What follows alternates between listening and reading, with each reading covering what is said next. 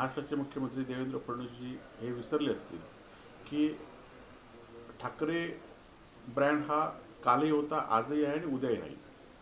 बाळासाहेबांच्या निधनानंतर उद्धवजींनी ज्या पद्धतीने काम केलं आणि त्याच पद्धतीने महाराष्ट्राच्या 2009च्या लोकसभेमध्ये जे यश मिळालं त्यामध्ये शिवसेनेचा आणि उद्धवजींचा वाटा किती होता हे उद्धवजींना पूर्णपणे ज्ञात आहे.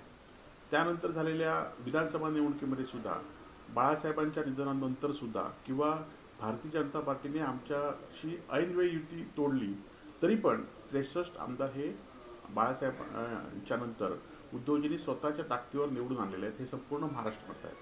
खरं तर आपण अनेक वेळा शिवसेना फोडण्याचा प्रयत्न केला, आज अनेक लोकांना आमिष देऊन त्यांना मुख्यमंत्री केलं, तरी पण शिवसेनेचा जो ब्रँड आहे, ठाकरे ब्रँड आहे, तो बाळासाहेबांनंतर उद्धवजी सक्षमपणे चालवत आहेत, आदित्यजी सक्षमपणे चालवत आहेत.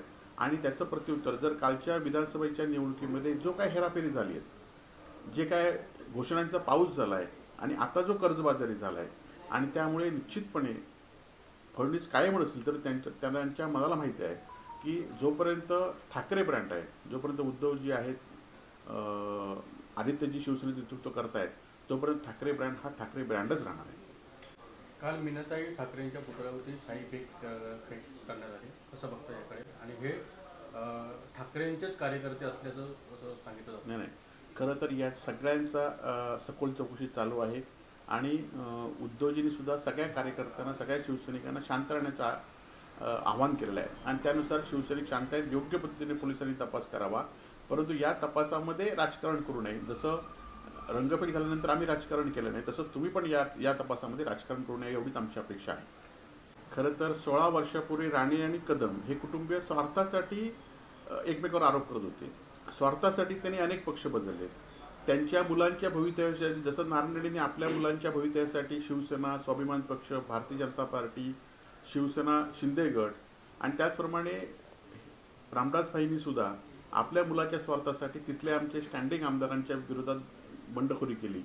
त्यानंतर आज आपल्या मुलाला मंत्री होण्यासाठी भांडून एकनाथ शिंदेकडनं मंत्रिपद घेतलं आणि त्यासाठी शिंदे गट निवडला. आणि त्यामुळे अशा ह्या राणे आणि कदम कुटुंब हे फक्त स्वार्थासाठी पक्ष बदलत आहेत आणि त्यांची नीतिमत्ता काय ही सगळी जनता जाणून आहे. त्यामुळे त्यांचं प्रेम आणि त्यांचं हे दुरा फक्त भांडणं ही स्वार्थासाठी होती हे लोकांना कळून चुकलंय.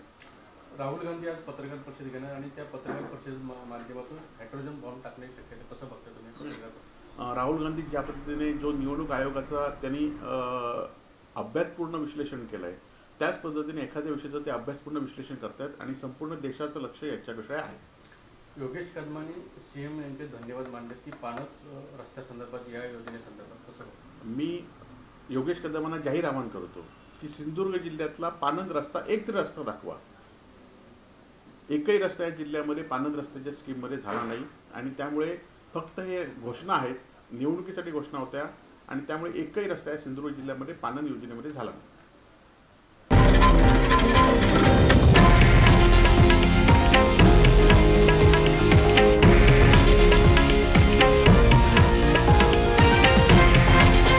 हे आहे देशातील नंबर 1 न्यूज नेटवर्क आणि आपण पाहत आहात TV9 मराठी, एकमेव.